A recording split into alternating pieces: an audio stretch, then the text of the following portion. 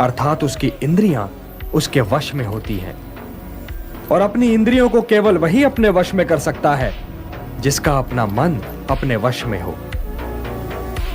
हे पार्थ, ध्यायतो विषयान् पुंसः संगस्तेषु उपजायते, संगात् संजायते कामः, कामात् क्रोधो विजायते। क्रोधात् भवति सम्मोहः, सम्मोहात् स्मृति विभ्रमः, स्मृतिभ्रंशात् बुद्धिनाशो, बुद्धिनाशात् प्रणश्यति।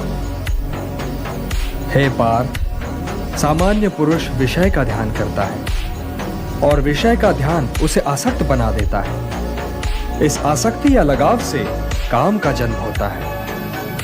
जब काम की पूर्ति नहीं होती तो क्रोध उत्पन्न होता है। जब क्रोध उत्पन्न होता है तो विषय के प्रति मोह और बढ़ जाता है। और जब मोह और बढ़ जाता है पार्थ, तो सोचने की शक्ति भटक जाती है। जब सोचने की शक्ति भटक जाती है तो बुद्धि का नाश होता है। और जब बुद्धि का नाश होता है तो मनुष्य का सर्वनाश हो जाता है। तुम्हारा यह मोह तुम्हें बुद्धि के विनाश की ओर ले जा रहा है। तनिक सोचो पार्थ कि जिसके पास बुद्धि ही ना होगी उसे शांति कैसे मिल सकती है। वो तो शांति और अशांति में अंतर ही नहीं कर सकता।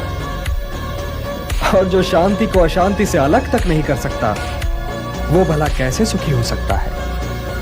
हे पार्थ, जैसे पवन के झोंके नाव को भटका देते हैं, वैसे ही कामनाएं बुद्धि को भटका देती है।